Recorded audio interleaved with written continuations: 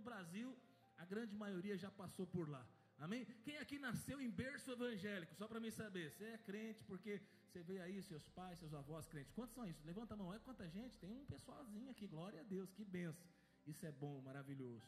Então eu quero compartilhar com vocês a realidade atual. Quem é Cristo? Aonde está Cristo? Em qual posição Cristo está? Nós precisamos entender e compreender o Cristo glorificado, o Cristo vencedor, vai fazer toda a diferença na nossa vida. Você que, como eu, se frequentou no passado uma igreja católica, se tem algum católico aqui, não se sinta ofendido do que eu vou falar, mas até hoje, os católicos, quando falam de Cristo, e até alguns crentes, quando fala de Cristo, a primeira coisa que vem na memória é aquele Jesus de cabecinha torta, com carinha de coitado pregado numa cruz. Para outros, quando fala de Jesus, lembra de uma criança ali, né, pequena, quando Cristo nasceu. Quando eu falo de Jesus Cristo, o que vem na sua mente? Eu vim aqui para dizer para você que Jesus não está mais pregado numa cruz. Jesus não está com uma coroa de espinhos na sua cabeça.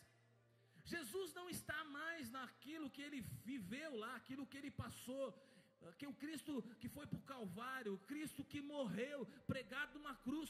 Cristo não está retido num sepulcro, no terceiro dia ele ressuscitou.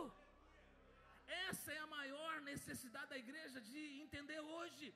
O nosso Cristo é um Cristo glorioso, ele é o nosso Redentor.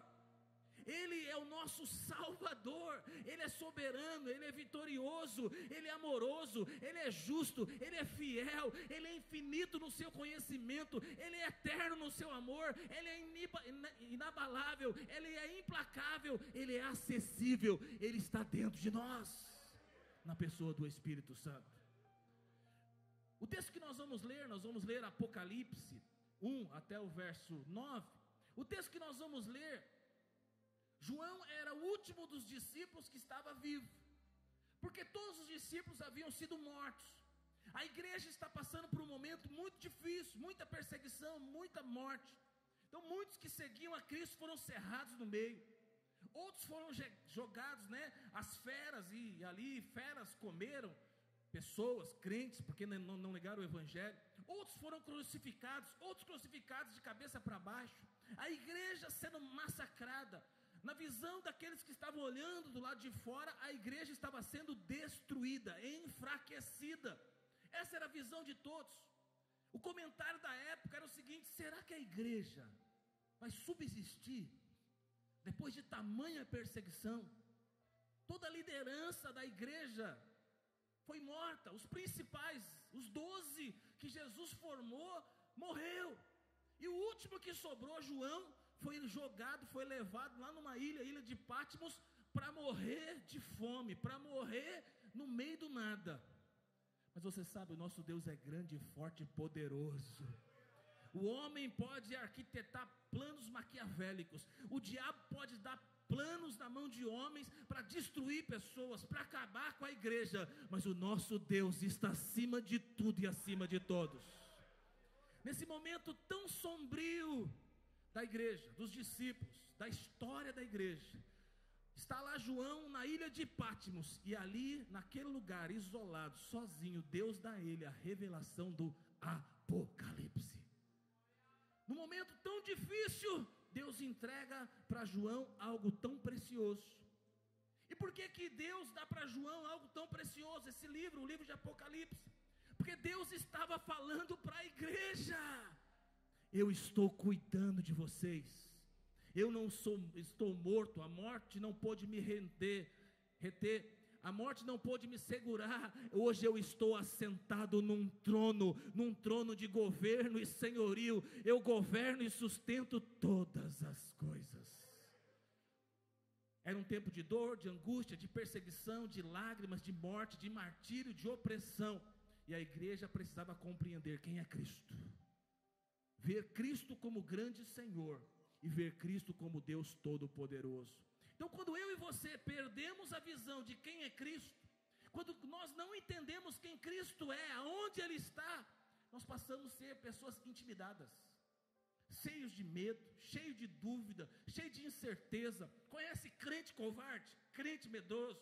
Tem gente que tem medo de pregar o evangelho, tem gente que tem medo de casar, tem gente que tem medo, sabe, de vir para a igreja, descobrir que ele é crente. Tem gente que tem medo de um monte de coisa, e são crentes intimidados, com medo.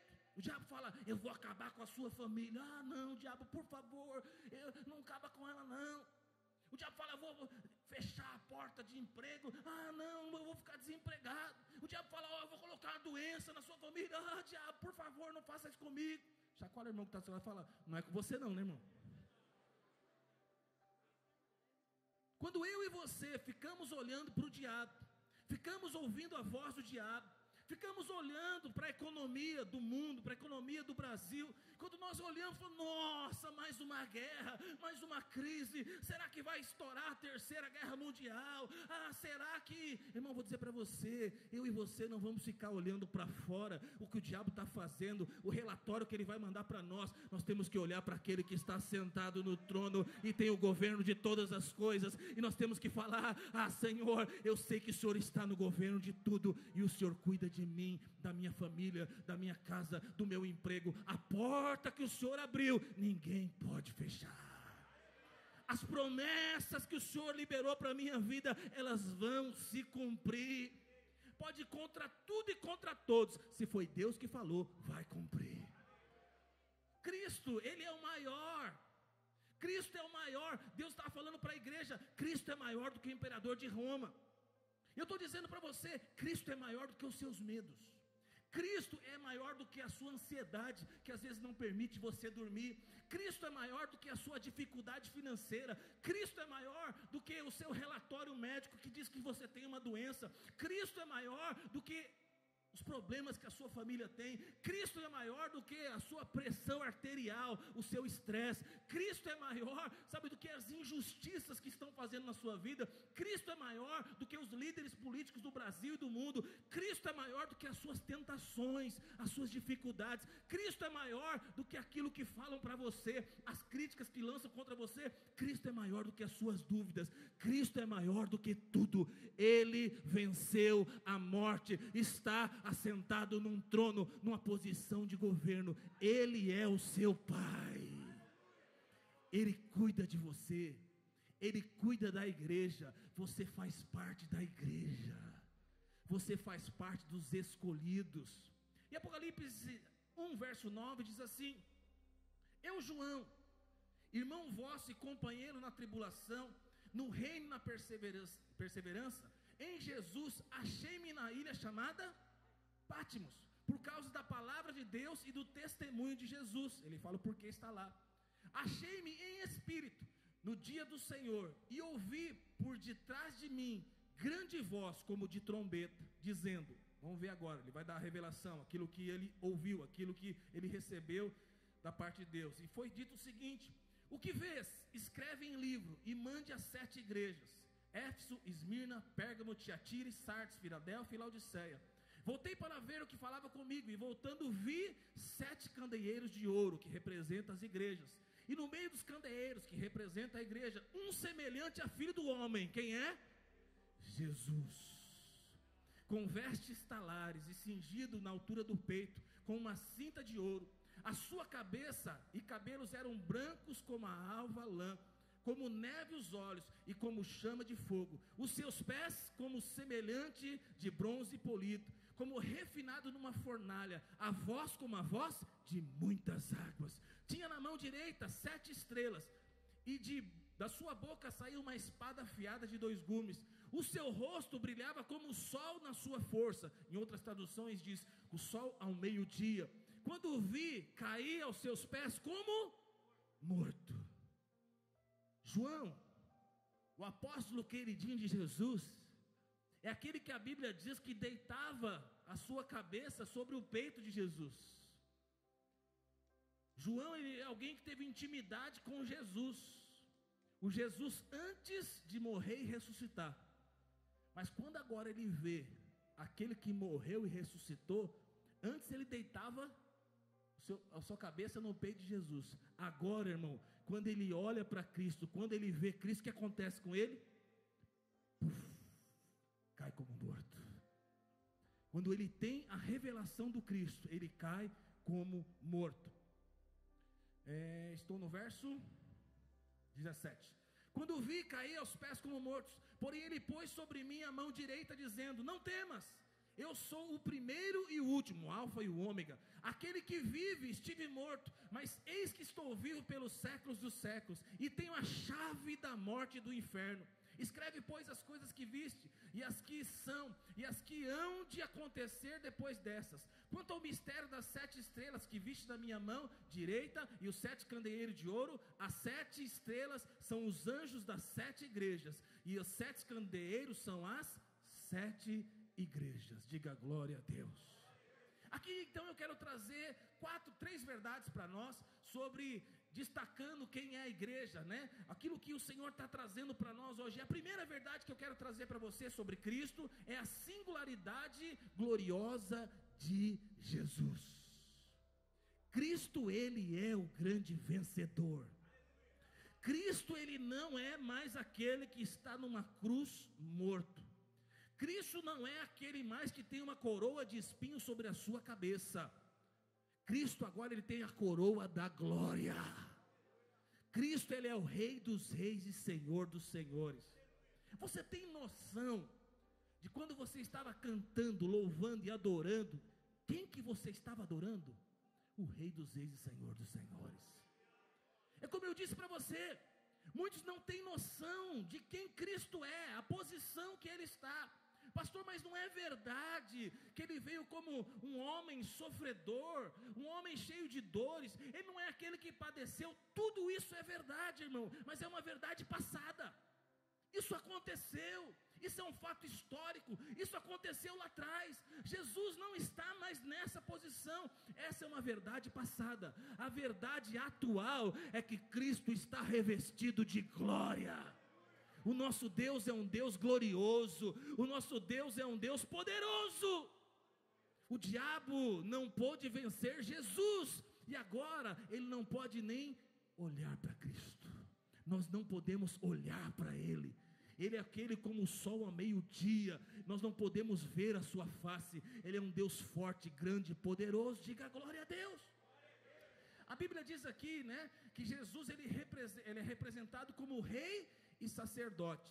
Apocalipse 1:12 diz assim: voltei-me para ver quem falava comigo, e voltando vi 7 candeeiros de ouro, e no meio dos 7 candeeiros, um semelhante a filho do homem, falando de Jesus. E ele estava o quê? Com vestes talares, e cingido à altura do peito, com uma cinta de ouro. Jesus, quando ele vem, as suas vestes é a veste de um rei. As vestes de Jesus é as vestes de um sacerdote.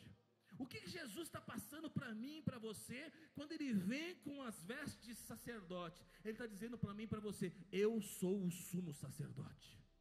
Até então, no Velho Testamento, o sumo sacerdote ia uma vez por ano, no Santo dos Santos, oferecer sacrifício. Se o sacrifício fosse aceito, toda a humanidade da época, todos seriam perdoados. Mas ele está dizendo para você: acabou esse tempo, eu sou o sumo sacerdote, eu sou aquele que liga você a Deus. Eu sou o único caminho, a verdade e a vida. Não há nenhum outro. Ele é o sumo sacerdote. Ele é o sacrifício que foi aceito. É através dele que nós chegamos ao Pai. É através dele que nós fomos aceitos. É através dele, irmão, que todo o nosso pecado foi pago. Todo o nosso passado foi apagado. Como rei, ele está dizendo para mim e para você: eu estou assentado num trono de governo. Tudo está no controle da mão de Deus. Nós vemos aqui que a Bíblia diz que Jesus ele está passeando em meio aos candeeiros. Jesus está passeando no meio da igreja. Irmão, nós somos igreja de Jesus. Nós estamos aqui reunidos e Jesus está nesse lugar.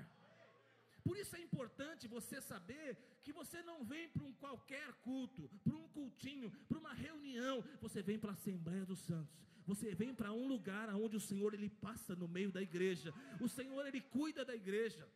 Essa igreja tem um pastor presidente, pastor Silvio. Essa igreja tem um corpo de pastores, e nós cuidamos de você. Mas eu estava falando agora para os pastores e para os irmãos que eu estou acompanhando: essa igreja não é nossa, essa igreja é de Jesus. Ele nos levantou para de alguma forma fazer parte desta obra, mas esta igreja é dele, e ele passa no meio da igreja, ele cuida de mim e de você. Então vir para o culto é você participar de uma reunião muito especial. Já foi numa reunião especial? Qual foi a reunião mais especial que você foi? Eu não sei, talvez foi com o governador algumas vezes, participar de uma assembleia lá, já participamos de almoço, talvez seja essa, mais que tem que colocar roupa, terno, tem todo um tipo, né? Como que come de dentro para fora, de fora para dentro, como que é o prato grande, prato pequeno, por onde começa, põe, não põe. Então é aquela reunião que você fala, como é que eu vou proceder nesse negócio? Então é a reunião que você se preocupa, que você precisa ter o mínimo de etiqueta para estar lá. Só estar lá é uma honra, né? Agora você fala, como que eu vou me portar na reunião com pessoas tão importantes assim? Já foi numa reunião de gente importante? Quem já foi? Levanta a mão aí, aleluia. Então, sabe, quando você vai para uma reunião dessa, você fala, meu Deus, que roupa que eu vou? Será que eu estou com uma roupa apropriada? E lá, como é que vai ser? Como é que vai ser a minha chegada? Como é que vai ser a minha recepção? O que eu falo? Como é que eu estico a mão? Espero ele esticar, eu estico. Tem toda uma etiqueta para você participar. Você sabe, né, que quando você vai cumprimentar alguém acima de você, ou um homem quando vai cumprimentar uma mulher, por exemplo, vou te ensinar algo aqui que não está no texto, mas vou te ensinar. Sabe que sempre quando vou falar com alguém superior a mim, por algum motivo, eu não devo estender as mãos. Eu devo esperar primeiro o superior estender as mãos. Se ele estender, eu estendo.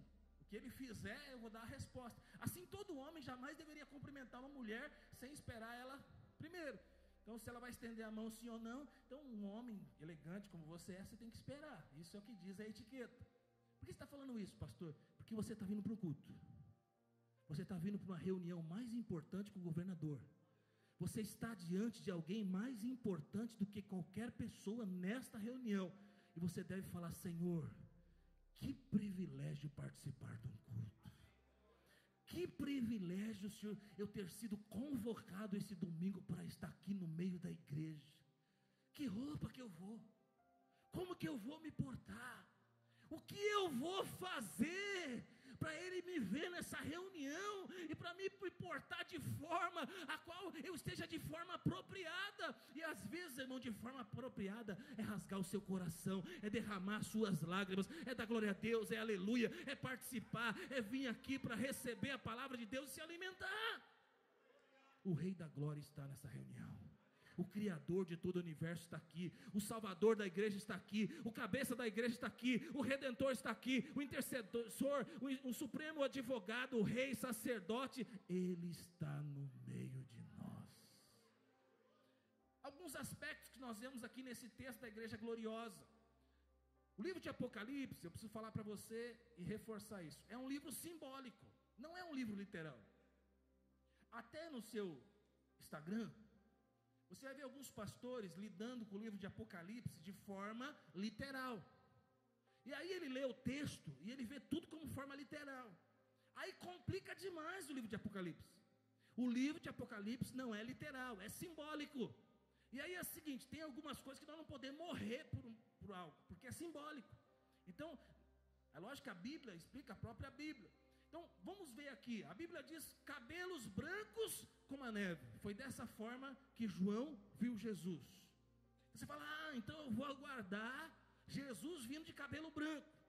Se for preto, não é Jesus. Presta atenção, não é literal, é simbólico. O que significa cabelo branco?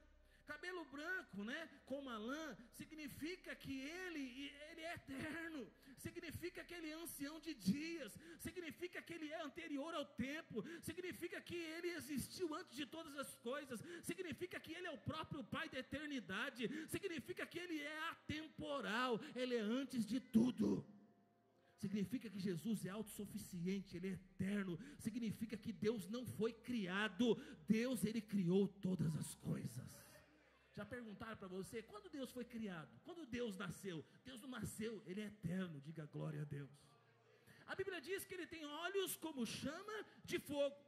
Aí você fala, nossa, imagina Deus, dragão solta fogo pela boca, Jesus solta fogo pelos olhos. Parece desenho animado que você assistia quando você era criança, né?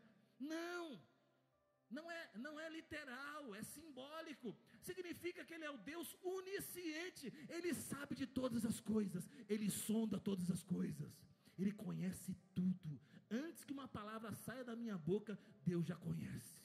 Deus, Ele conhece a sua casa, Deus conhece a sua família, Deus conhece suas necessidades, Deus conhece aonde você nasceu, Deus conhece a sua família, e Deus sabe até o que vai acontecer na sua vida. Deus sabe o dia que você vai morrer. Deus sabe de todas as coisas. Deus de cima, Ele enxerga tudo. Ele enxerga a história de toda a humanidade, porque Ele é o Deus onisciente. Ele conhece os nossos corações, Ele conhece os nossos pensamentos, Ele sabe os nossos passos. Ele é aquele que abre portas, que fecha portas. Ele sabe de todas as coisas. Salmo 139, 7 diz assim: para onde me ausentarei do teu espírito?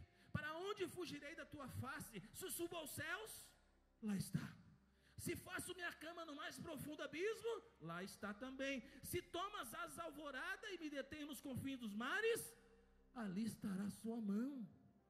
Já tentou fugir de Deus?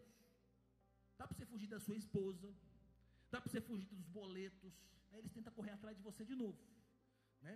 Mas presta atenção, de Deus não dá para fugir, não tem como fugir de Deus. Por quê? Porque Ele é onisciente. A Bíblia também diz que Ele tem pés de bronze polido. O que diz isso? Isso fala da onipotência de Deus. Deus é todo poderoso. Deus, Ele é eterno, cabelos brancos como a neve. Deus, Ele é onisciente, seus olhos são como chamas de fogo. Mas Ele é onipotente, Ele tem todo o poder. Ele é aquele, irmão, que esmagou a cabeça da serpente. Ele é aquele, sabe, que destrói todos os nossos inimigos. O diabo pode arquitetar planos gigantescos contra você. O diabo pode se levantar contra você. Mas presta atenção, o nosso Deus é o Deus que tem o pé de bronze polido. Aonde Ele pisa, Ele esmaga a cabeça da serpente. Ele destrói todos os inimigos. Irmão, presta atenção, Deus nunca perdeu uma guerra, porque o seu pé é como de bronze polido. E Ele não vai perder a sua guerra, Ele não vai perder a sua batalha. Pode parecer que alguma área da sua vida, você não está vendo a mão de Deus, o poder de Deus, mas presta atenção, o poder de Deus em algum momento vai se manifestar. Por isso eu vou dizer para você, não existe nenhuma pessoa inalcançada, nenhuma pessoa que é um coração tão duro que não se converte. Não tem jeito, pastor, meu marido não tem jeito, meu filho não tem jeito. Eu vou dizer para você, o nosso Deus é o Todo-Poderoso. Ele é duro. O dia que Deus determinar que acabou e vai quebrar o coração duro, já era. Vou dizer para você, você era esse de coração duro, eu era esse de coração duro. Mas presta atenção, quando o Senhor falou, acabou, você até aqui foi perseguidor da igreja, você até aqui foi indiferente com as coisas de Deus, mas agora acabou. O seu coração é duro como a pedra, mas nós vamos encontrar a rocha que é Cristo, e vai destruir a dureza do nosso coração. Já destruiu, diga glória a Deus. A Bíblia diz que a sua voz é a voz como a voz de muitas águas. O que significa? Que a voz do Senhor é poderosa, é tremenda, ela desmancha as chamas de fogo, ela quebra os cedros do Líbano, ela é uma voz irresistível. O que quer dizer? Quando Deus dá uma ordem, irmão, e Ele fala assim, sol para, o sol para. Quando Deus fala para as estrelas, se escondam, ela se esconde. Quando Deus fala para os demônios, partam em retirada, ele sai. Quando o Senhor, Ele olha para o vento e para o mar e fala, cessa, para na mesma hora. Quando Ele fala para um coração, se renda agora, o coração se rende na mesma hora. Quando Deus encontra uma pessoa enferma e doente, Ele fala, seja curado agora, é curado instantaneamente. Quando Ele encontra o cego e fala, você agora vai ver na mesma hora. Presta atenção, quando Deus olha para um vício, para o seu vício, para a sua dificuldade, e Ele fala, chega agora, irmão, o milagre acontece. A voz do nosso Deus é uma voz poderosa. O que Ele fala é uma ordem. Como vai acontecer, eu não sei. Quando Deus fala, Ele determina, automaticamente acontece. Sabe o que você precisa nessa noite? Apenas uma palavra da boca de Deus. Uma palavra da boca de Deus muda toda a sua história. Uma palavra da boca de Deus muda toda a sua vida. Louvado seja o Senhor, porque a sua voz é poderosa, irresistível. A Bíblia diz também no verso 16, da sua boca saiu uma espada afiada. Nossa, Nossa, pastor, não é literal, é simbólico. Eu fico imaginando Jesus, né, com a espada na boca. Não é literal, é simbólico. O que isso quer dizer? Jesus, a arma de Jesus não é bazuca, não é tanque de guerra. Jesus, ele não vem guerrear, sabe, com armas que eu e você, que o exército usa, que nós podemos usar. As armas de Jesus são outras armas. A arma de Jesus é a sua própria boca. Na sua boca é uma espada afiada. Quando o Senhor fala, irmão, Deus já falou com você, Ele separa o que é espírito e a alma, Ele separa a carne do espírito. Ele vem, Ele penetra nos nossos corações. Deus, Ele vem como um cirurgião ali, um cirurgião que Ele consegue tirar o câncer de um órgão. Ele vem ali e passa, sabe, ali o seu bisturi celestial, e Ele arranca aquilo que é mal e mantém aquilo que é bom. O nosso Deus, através da sua boca, Ele faz uma cirurgia poderosa nas nossas vidas.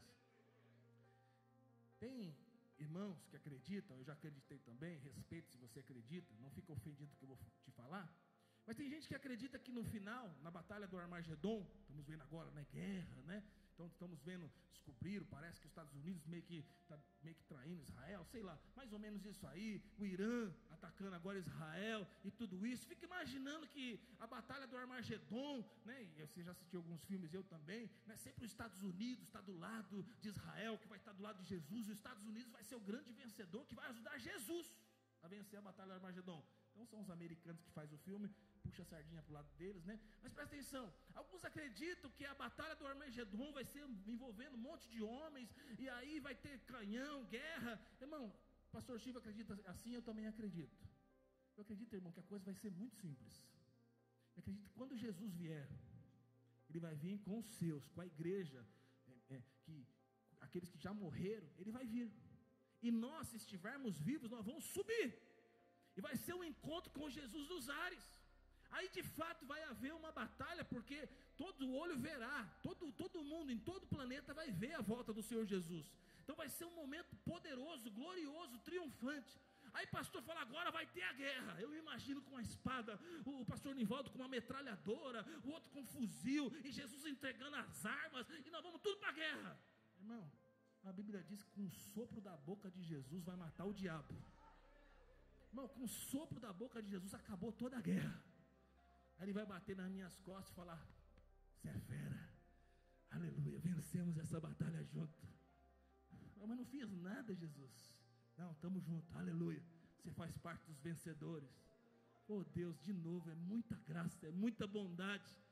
Eu estou aqui pregando, você está aqui ouvindo, tem gente aqui que lidera a célula, tem gente que abençoando aqui, servindo os servos, cada um fazendo algo na igreja local, e aí nós vamos receber uma recompensa diante de Deus. Eu falo, Deus, eu não fiz nada, foi o Senhor que fez tudo.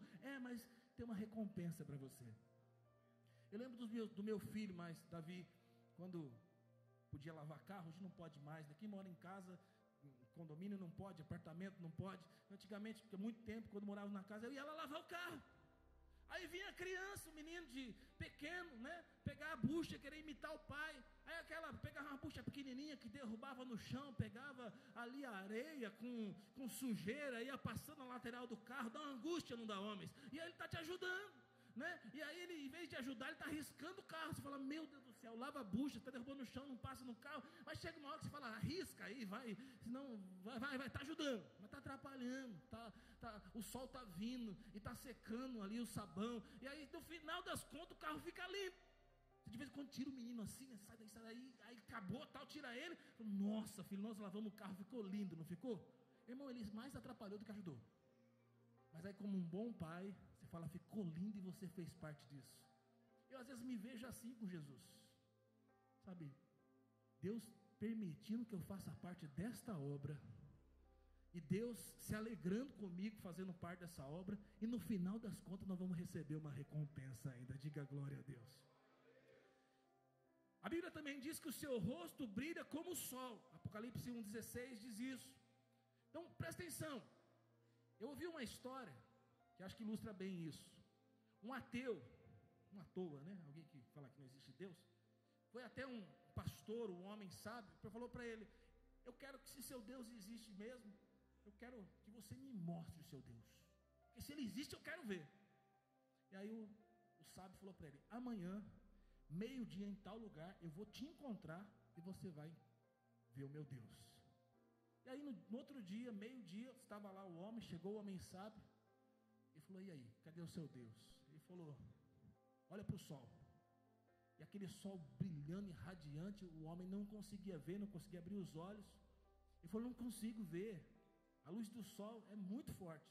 Ele falou: se você não consegue ver a luz do sol que o meu Deus criou, você jamais vai conseguir enxergar o meu Deus. Nosso Deus é forte, grande, poderoso e glorioso. O que é o sol diante do nosso Deus?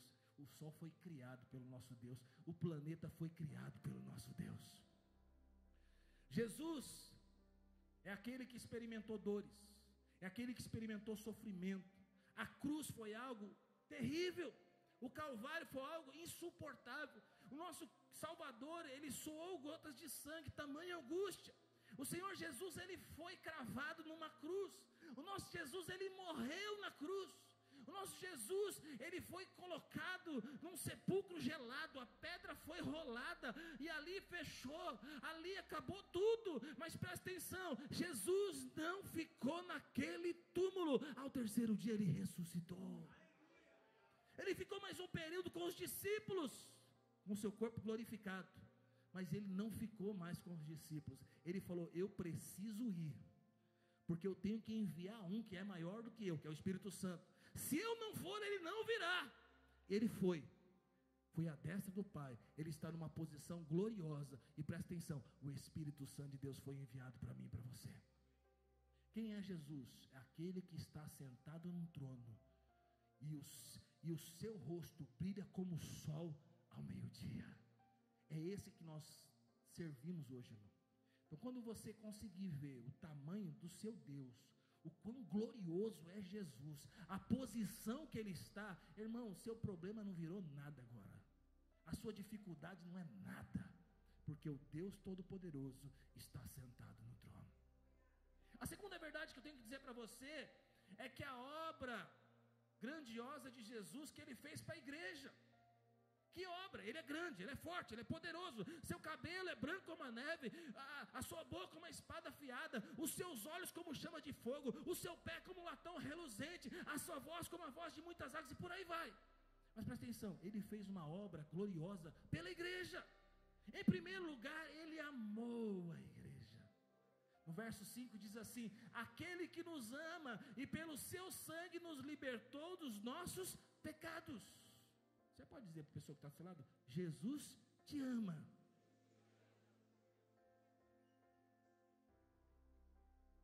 Mas sabe, irmão, hoje você é um cara mais legalzinho. Hoje você é uma moça mais legalzinha.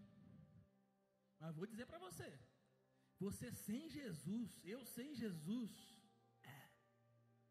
que coisa ruim, que nhaca. Mas presta atenção, a Bíblia diz que ele nos amou na condição que nós estávamos. Ele já nos viu, nos enxergou. E há mais de 2000 anos atrás, ele morreu numa cruz. Mas antes da fundação do mundo, sabendo de todas as coisas, e sabendo de mim, de você, da igreja, de todos nós, ele decidiu morrer na cruz, porque ele nos amou. Ele nos amou primeiro. Sabe por que nós amamos Jesus hoje? Porque nós descobrimos que ele nos amou primeiro. Sabe, nesse momento histórico ao qual João está escrevendo, Apocalipse, verso 1, todo o livro de Apocalipse, momento terrível da perseguição da igreja, todos os discípulos mortos, apenas João vivo, ele na ilha de Patmos. A grande pergunta era: cadê Deus?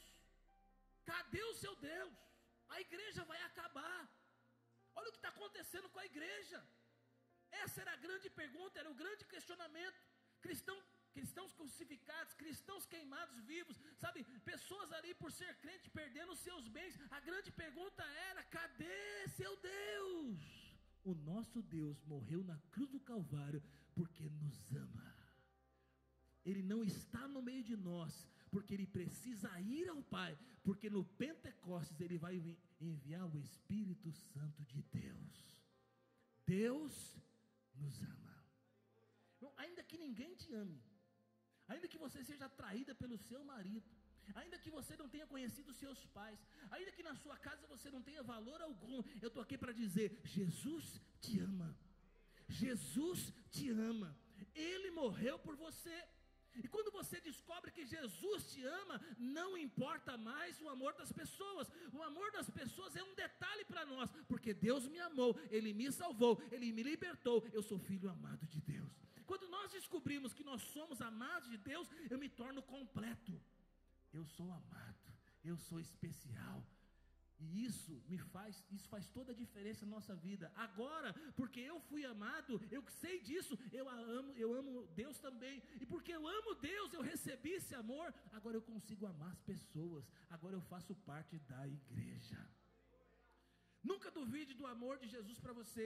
Esse amor é um amor eterno, é um amor perseverante, é um amor sacrificial. Tem pessoas que dizem que te amam, mas no momento pior da sua vida vão te deixar, vão te abandonar. Elas diziam que te amavam, mas não te amavam de fato. Mas Deus te ama, e no momento mais difícil da sua vida, mais terrível da sua vida, Ele estava lá, entrou e te salvou. Ele que te amou lá atrás, Ele te ama hoje e vai cuidar de você. Segundo, Ele morreu pela igreja. Apocalipse 1:5, parte final diz assim: pelo seu sangue nos libertou dos nossos pecados. Isso significa que Ele morreu para a igreja e disse para nós: eu te amo, eu amo a igreja. Jesus poderia ser criativo, escrever no céu, no meio das nuvens, com chamas de fogo: I love you, para todo mundo entender. Mas Ele não fez isso. Ele morreu na cruz do Calvário por mim e por você. Ele não escreveu na nuvem, Ele se entregou por amor a mim e a você. Isso é algo poderoso. Ele provou o seu amor. Deus provou o seu amor, dando o seu único filho, para que todo aquele que nele crê não pereça, mas tenha a vida eterna. Quantos creem aqui? Diga glória a Deus.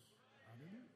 Romanos 5:6 diz assim: porque Cristo, quando nós ainda éramos fracos, morreu a seu tempo pelos ímpios. No verso 10 diz assim: porque se nós, quando inimigos, fomos reconciliados com Deus mediante a morte do seu Filho, muito mais, estando já reconciliados, seremos salvos pela sua vida. Quando você não valia nada, quando você estava cheio de pecado, quando você era inimigo do evangelho de Deus, Deus foi lá e te salvou, porque Ele te ama. Quanto mais agora.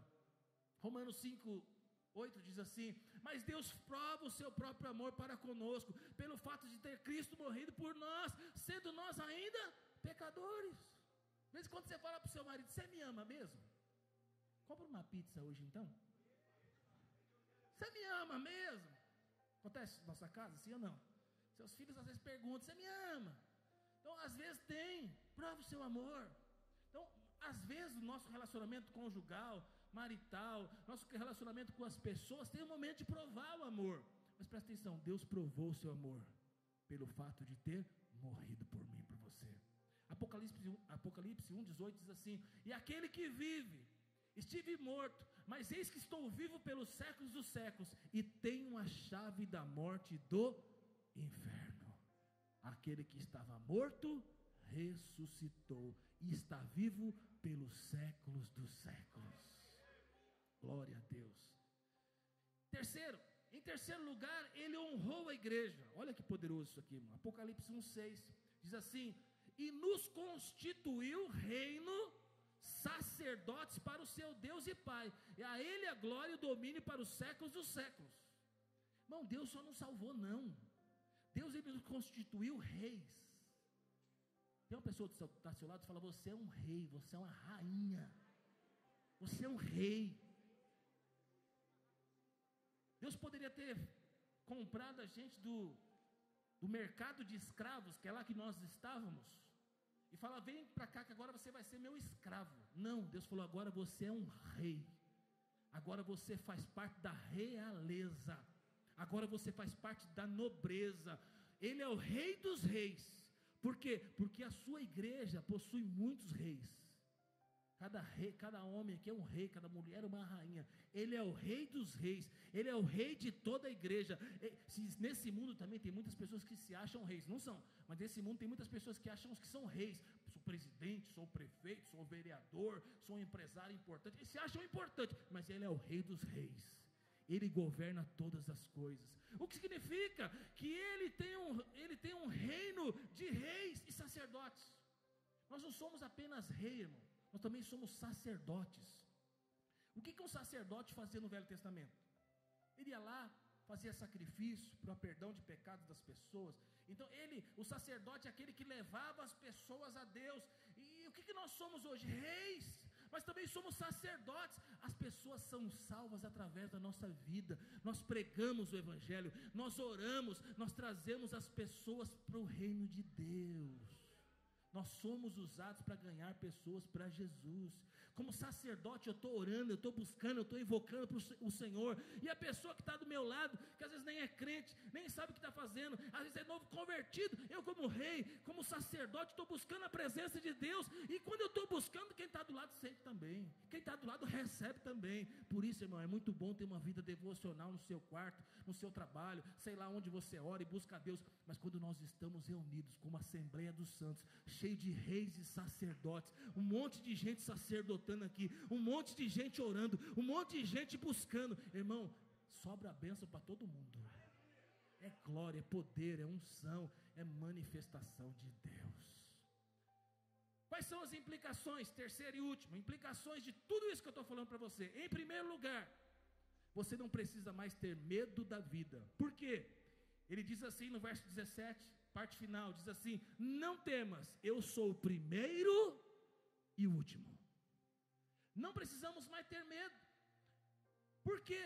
Porque Jesus está no controle de todas as coisas.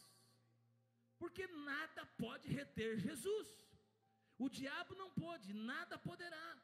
Ele estava lá atrás, ele é o início de tudo, mas ele é o fim de tudo. Irmão, você já sabe o final da história. Quem assiste Netflix aqui? Tem um pessoal aqui, alguns, que quando a série é grande, ele assiste a última, para saber como vai terminar. Quem é assim? Levanta a mão aí. Para ver se vale a pena assistir a primeira, a segunda, as temporadas.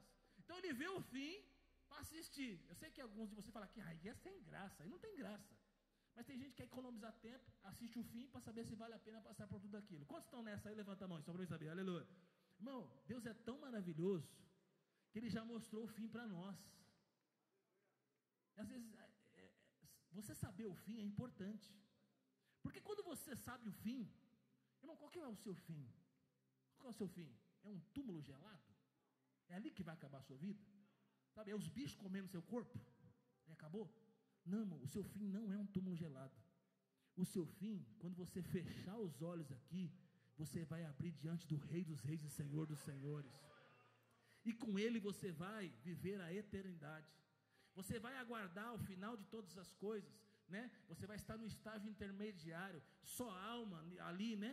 Mas aí depois você vai receber o seu corpo espírito e alma. Aí depois você vai receber o seu corpo glorificado. Aí você vai ser um ser completo e vai viver com Ele a eternidade.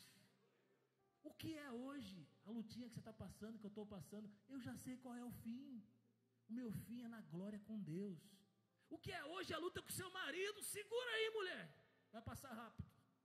E aí você vai estar diante do Rei dos Reis, Senhor dos Senhores. O que é essa dificuldade financeira que está passando hoje?